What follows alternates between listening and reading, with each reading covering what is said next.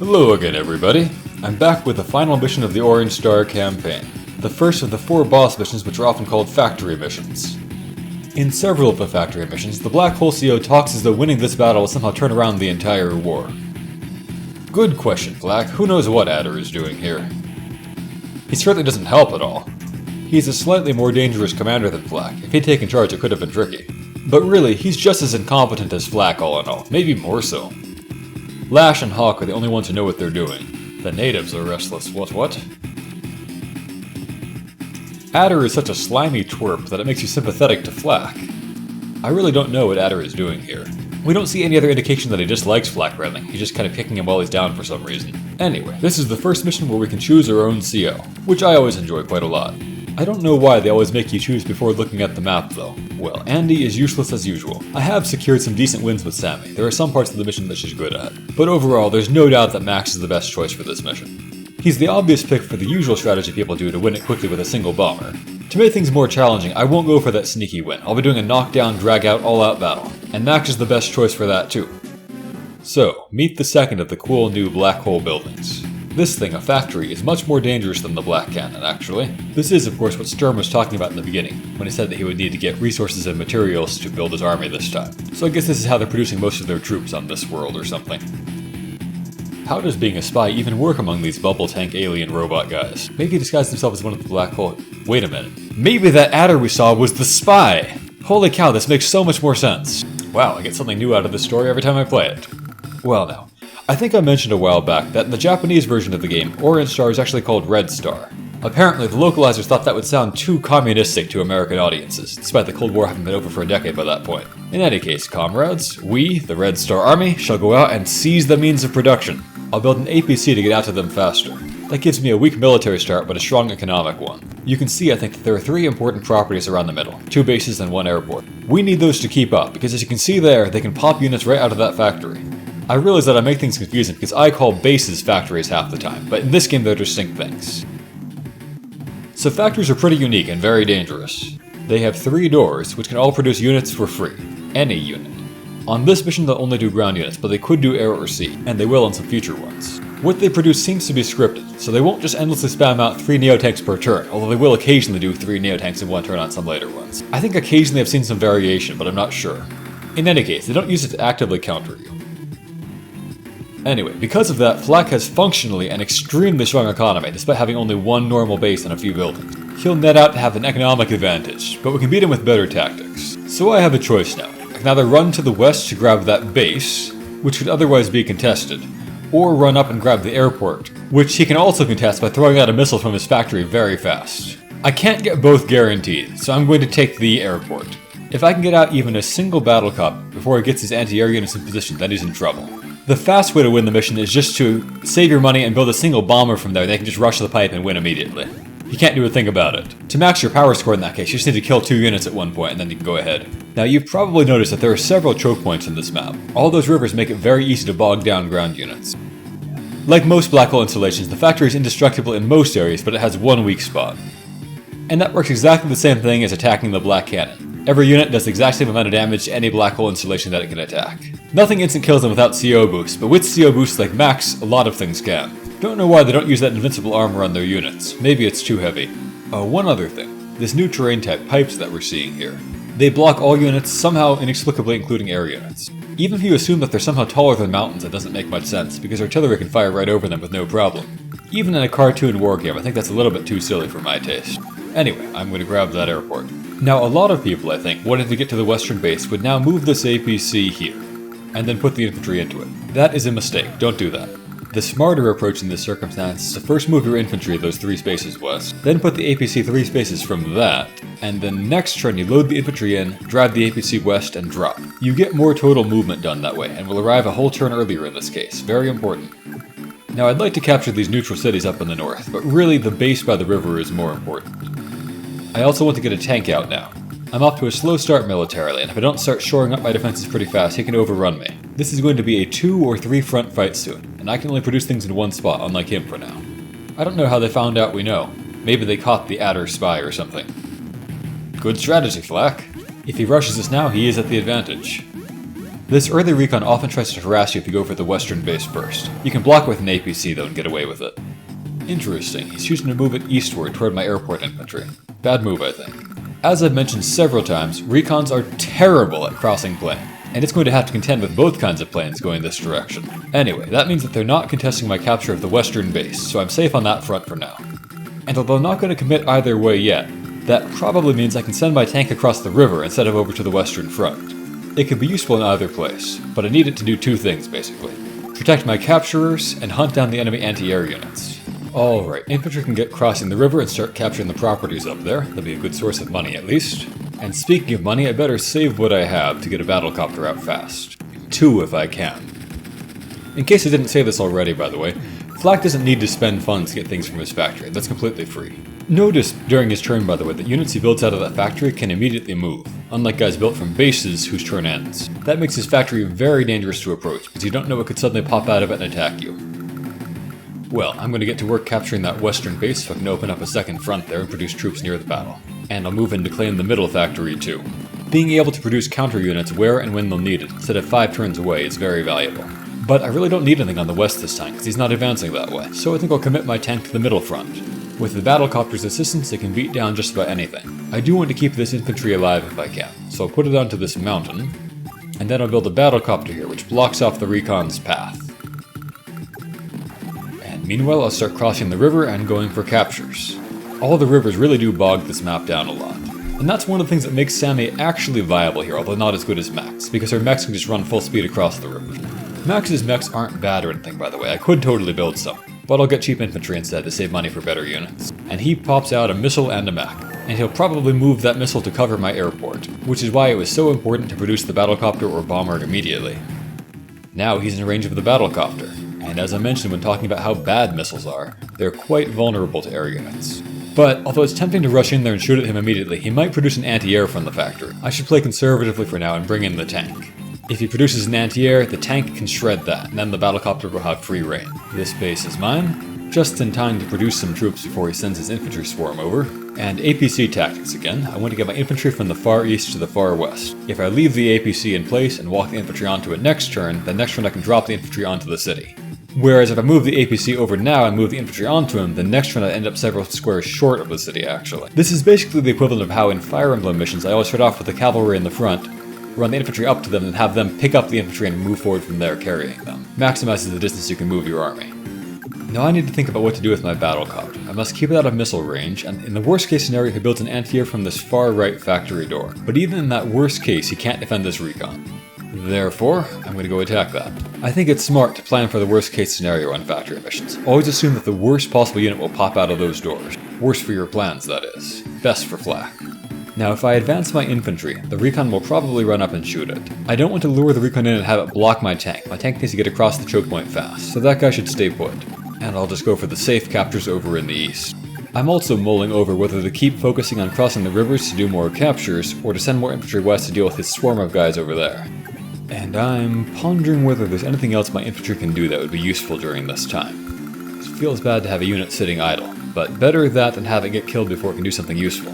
Let me think about how many funds we'll have next turn. Looks like I will have 19,000. That would let me build a battlecopter if they move their missile, and a tank too in the west. Or an MD tank in the west. Or save my money for an entire turn and get a bomber or a neo tank. I think tank battlecopter sounds best, which means I can afford a few additional infantry.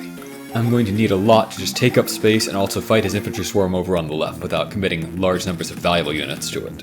Okay, he did build an anti-air, so I'm glad I was cautious. And he put it into range. I'm glad he was incautious. Wow, he didn't even cover with his artillery. I don't know what he's thinking. As Flak himself said though, why think when you can fight? Maybe he should be thinking while he can't fight, during my turns. Well, the obvious move is the best one in this case. I'll drive up and shoot his anti-air. He did 1 damage to me. I don't think we've seen anti-airs fight tanks until now. Unlike recons, they're actually not terrible at the job. They can do a couple points of damage to a tank. Not cost effective, but it helps sometimes. And the missile, much like the rocket, has a terrible minimum range that lets the battlecopter fly in here and assassinate the anti-air that's supposed to be defending it. Battlecopters plus a tank is a very powerful combo for Max. They can 1-2 punch down an anti-air pretty much guaranteed, even on a plane.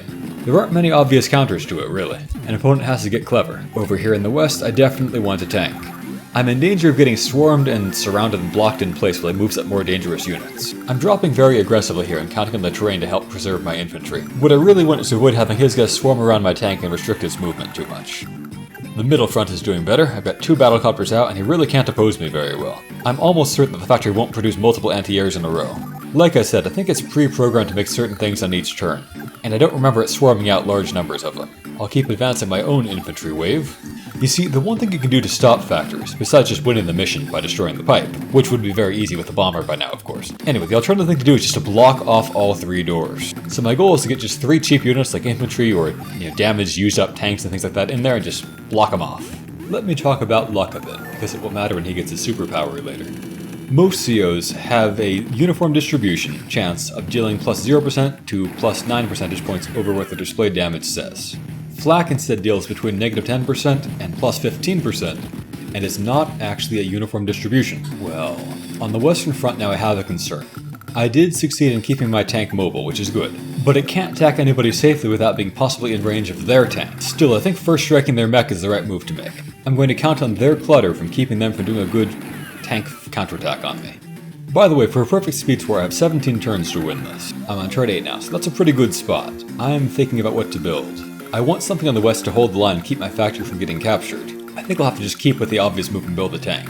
I'm going to count on them not building another anti-air and just start shredding his missile, and his tank, probably. If I can force my way past this guy, I can take out that rocket easily with my battlecopters. That's the way to deal with the choke point on this mission, I think, air units. While I make some obvious moves, the next thing to know about luck is that if a unit is injured, its luck damage range is reduced proportionally.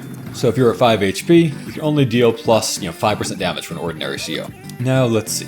I don't want to let my tank get shot by his mech, which would happen if I finished off his tank. I'm not sure what to do with it instead. I could attack the recon. In the meantime, I'll probably build a tank over on the west and just take some moves there. As I said there, the main risk from all his infantry is that they pin my guys down in bad positions while he brings up stronger units. I can't give him the freedom to surround and control me. Especially, I can't let my base get surrounded. If that happens, I can't build anything else with it, since my own tank would be blocking me. So instead, I think I'll try to block him up and restrict him and keep at least one pathway open for my tanks to make a getaway off the factory and make room for more guys. One last thing to know about luck, by the way, is that defense terrain stars and other defense bonuses reduce it proportionally, just like all other damage. So 3 defensive stars like this city would reduce incoming damage from luck and the base damage by 30%. I think this infantry will go over to prepare to cross the river and block the factory. Okay, back to the question of what to do with my tank. I think I'll drive it a little bit away from the fighting, destroy their recon, and therefore force them to commit their tank to hunting down my infantry if they want to stop me from capturing things. I could try to partly block them in, but I think I don't want to. I think I want to have my infantry just be in position to move up and start blocking their factory. Shutting down their troop production there will swing things in my favor very quickly. And it's okay if I get injured on the way, as long as I have at least, a unit, even if it's at 1 HP, just blocking the door. And I think I'm going to split my other infantry between going for captures and going to move toward the factory and prepare to help block the doors. I'd love to get another battlecopter out, but I can't afford it right now. These infantry, I think, some of them will go fight the swarm, but a lot of them will just go across the river and block the factory doors too. Really, there's a lot of things for infantry units to do on this mission, which again is why Sammy is not actually terrible here. Okay, this could be bad. With his CO power, his luck range expands from minus 19% to plus 39%, so an average of plus 10 percentage points. But for units like infantry that already do only a very small amount of damage, adding potentially plus 39 percentage points is enormous. I mean, that can easily ruin a tank or a battlecopter, so I guess I cross my fingers here. Alright, the die rolls went my way. That's really not a good way for a strategy game to be honest. I mean, I don't really see why they need to have like a large luck mechanic anyway. But then having so many things about it be secret too, so you can't even strategize around the luck? Very bad design. All these numbers, all these mechanics I'm talking about, they're all completely hidden. And several of them secretly change from game to game too. Heck, there's a CO later on in this game who has bad luck, and they don't even mention it in her description. You'll just find out as a nasty surprise at some. Okay, that die roll went my way too.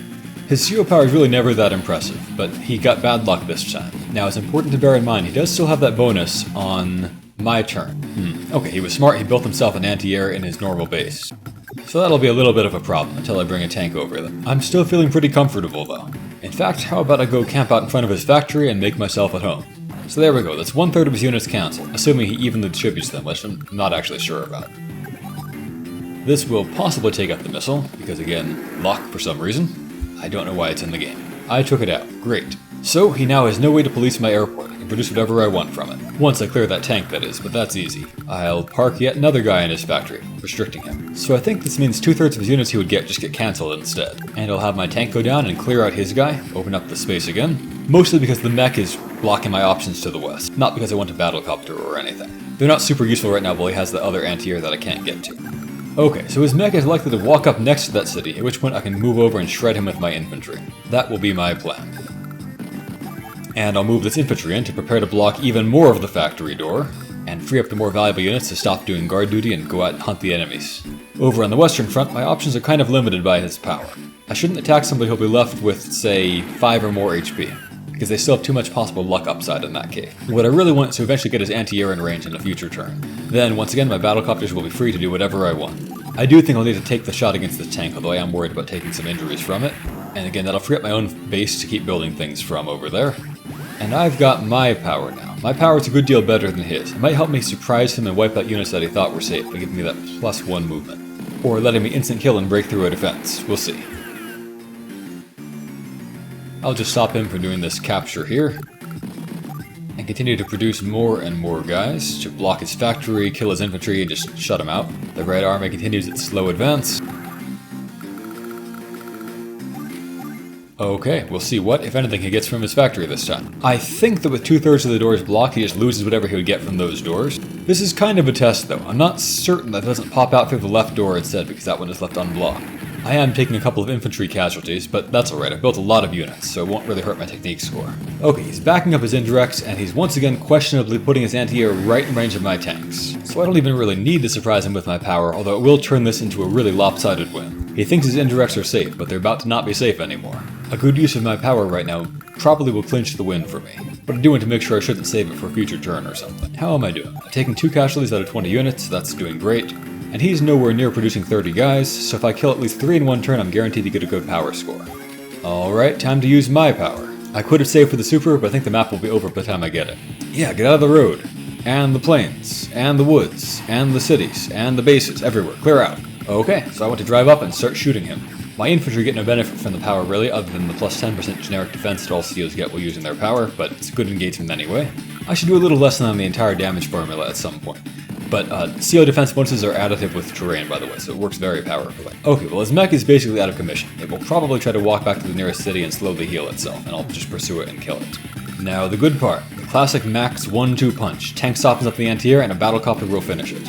And my CO power will let me do that even though I'm at 9 HP on the initial tank. I'll use the back B-copter, of course, because the front one will have more other attack options to move on to once the anti-air is cleared out. It can probably get to one of his precious indirects now that I have that movement speed bonus, I think. Movement speed is very powerful in this game, as you can see. Being able to catch your enemy off guard and, first strike them or wipe out their indirects is extremely powerful. Looks like this tank can block the infantry spot, the infantry can block the battlecopter spot, and therefore the battlecopter is free to go on the loose. The rocket is of course the obvious pick, and I'll stand next to his tank to restrict its movement options. Rockets are a bit fragiler than artillery, and that's already saying a lot because artillery are quite vulnerable units. Sadly, I only have an injured tank in range of his artillery, but I will drive up and take a shot, and because he's on a road, it will get pretty well damaged. So he's down basically to only one good unit, his tank, and that will be no match for my battlecopters next turn. Even if he builds an anti-air next turn, I can probably swarm it with tanks, finish it with a battlecopter, and then block his base, shutting off his production entirely. Maybe I'll start capturing his cities. I don't need to, but it'll be fun to pick up a few of them. And I'll bring in that tank as I talked about to block off the last factory spot again. In the south, a lot of easy and relatively unimportant infantry confrontations. He has no more reinforcements coming, so he's going to be mopped up entirely in about a turn or two. The last question I have really is what to do with my infantry, which side to move them over to help. And what to do with my tank. I don't really need it in the south anymore. I could just advance it, put it into artillery range, let it take a little bit of damage while it's in the wood and he's severely injured. Especially with my CO power plus 10% defense bonus going on and stacking with the wood, I really won't take that much damage. And I don't need to stay at full HP for any kind of upcoming purpose because he only has the one base left producing things. So I think I should do that and just swarm more guys in to finish him off next turn. I'm not entirely sure why I built that MB tank, really. A regular tank or anti-air would have done, really, to mop up the south. And I could have saved for a bomber a turn earlier, I guess. This guy might be good for blocking things, we'll see. I'll position this fellow over here to keep him from joining his fresh infantry with his capturing one, which would basically guarantee the capture. Well, with that MD tank involvement anyway, that is. Always remember, you can't join and then capture it with a higher HP infantry. But you can capture, and then join on infantry to have higher HP for future turns, to finish the capture. So as expected, he takes his shot, puts a little bit of damage on me. But not enough to matter. His tank shoots my injured one. As long as it leaves it alive, I really don't care. It doesn't affect my score. No technique penalty for having lots of injuries, only for having deaths. I'm well into the safe range anyway, of course. And Flak is really running out of time at this point. Look at that. Didn't look like his shot went right past the APC, but still damaged it somehow. Oh, by the way, if you did want to tackle this mission as Sammy and do a direct approach like this, you basically just mech swarm it, but build battlecopters as support. Have them take down the indirects and whatnot. Now, he had a decent amount of funds left. He could have built a tank or an anti-air or something. But I've noticed that the AI seems to try to keep a balanced army at all times. They don't seem to be happy to have an army with almost no infantry in it. So if they're running short on infantry, they'll always build infantry or mechs, even if they don't really need them for whatever's happening at their base. At least that's my observation so far. Mechs are pretty good defensive units all in all. But I've seen the AI build them against planes where they're not at all relevant, for example. I guess I could free up this tank if I move that infantry in to take its place blocking the factory. Let's see what I actually need in terms of keeping that place blocked up while I move everybody else in. Oh, I took some damage in the battlecopter this time. Irrelevant, but I was hoping to get it through with 10 HP. This battlecopter and that one tank really won the mission, more or less.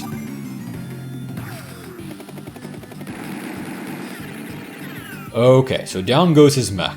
And the important thing is that allows him to put somebody on his base, and while I'm standing on his base, he can't build anything from it. So now, as long as I keep his factory blocked, he is completely shut down and can't produce any new troops whatsoever.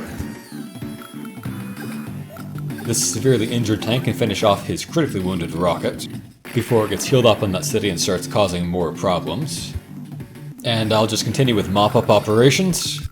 Notice that even for max, MD tank can't instant kill a capturing infantry. That is an absolutely crucial thing to be able to do. And that once again is a reason that I think that Neo-tanks are quite good sometimes, in single player at least.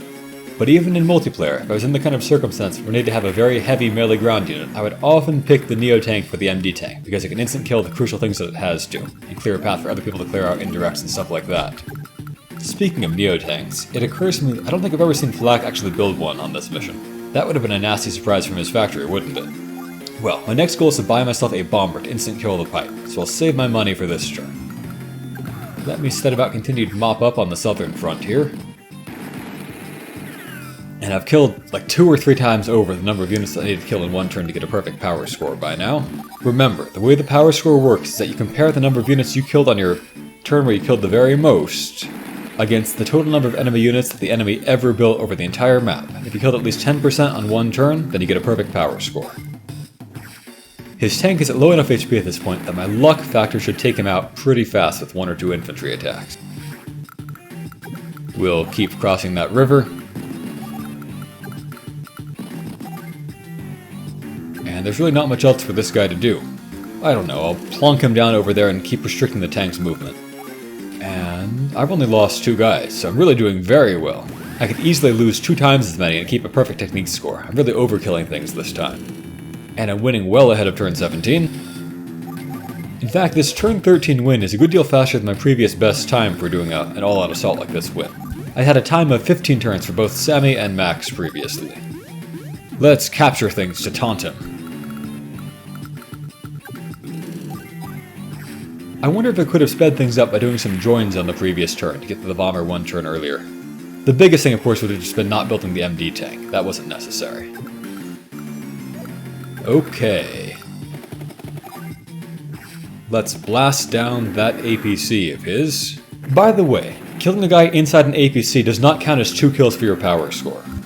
There have been several times when I assumed that it did, and ended up getting a terrible score at the end of a mission because I had been counting on that.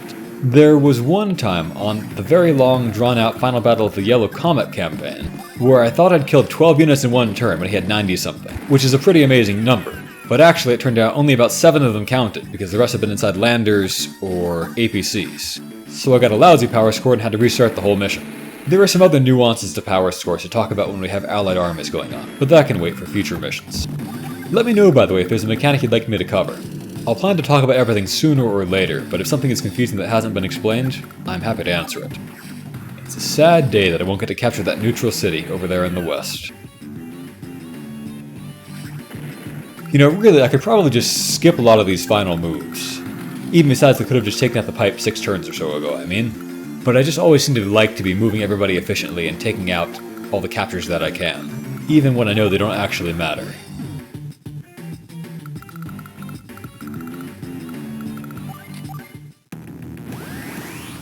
Poor guy has his superpower almost charged up and absolutely nothing to use it on. So besides the means of production, what else did we seize from him? We captured almost the entirety of the map, including a lot of his natural properties. I'd say we overran him pretty well all in all, besides massively exceeding all the point requirements. Alright, with that, let's drive up and win this chapter. I love that 114%. Even with a 9 HP bomber maxed in instant kill pipes, everybody else only does 95%, which is a crucial disadvantage. Once again, he somehow gets away. He may seem dumb, but he's a genius when it comes to retreating. Didn't we already know from the very beginning that all the other countries were under attack? I feel like we did. But it will be a cool thing to be helping them out and have several allied battles versus Blackball. It'll make for some fun chapters. Well, from here on out, things will start to open up even more than they had before. We'll have our pick of a lot of missions from now on. Materials and morale were dropping? We were crushing them. We were running laps around them. We were taunting them and capturing all their stuff. Come on, give me some recognition for the ease of this victory. Advance Wars 1 did that at least once, and you won fast enough to get a different chapter ending.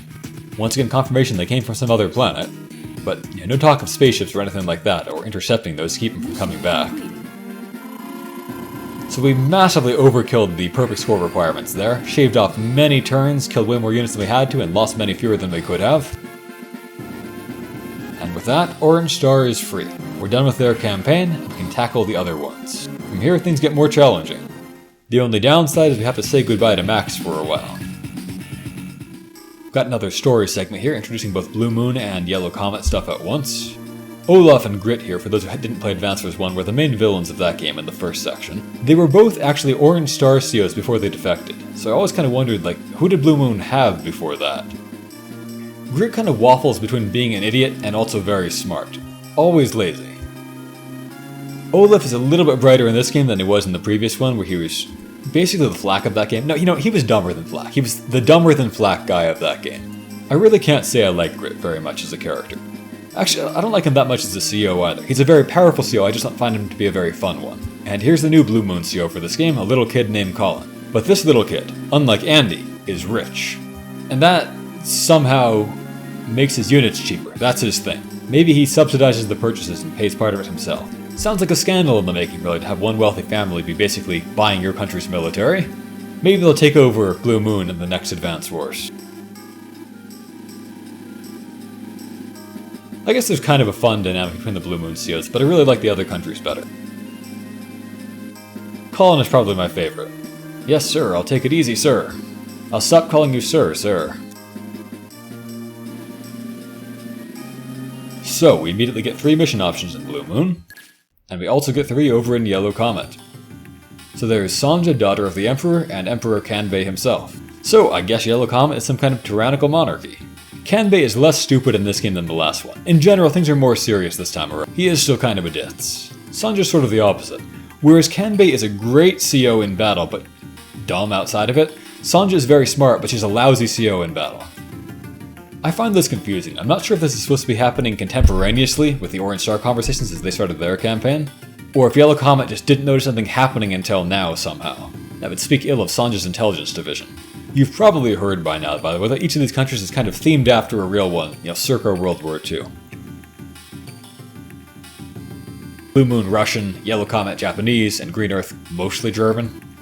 Yeah, an alien army showing up in every single country at once, probably hostile, especially given that they attacked everybody at once before. So our new Yellow Comet CO for this game, Sensei, he taught Kanbei and apparently also taught Hachi, who's kind of a secret CO we'll see later on. Sensei is an interesting CO, and one of my favorites now, though I used to really dislike him. He's extremely strong, but in an unusual and kind of creative way compared to many of the other high-tier COs. Sanja, that kind of leaves out naval units. You have the sky and ground covered, and that's not everything. Although, in her defense, naval units are trash, so no, never mind, it makes sense. Alright, start your betting pool about which mission I'll do next. Have a great day, everyone.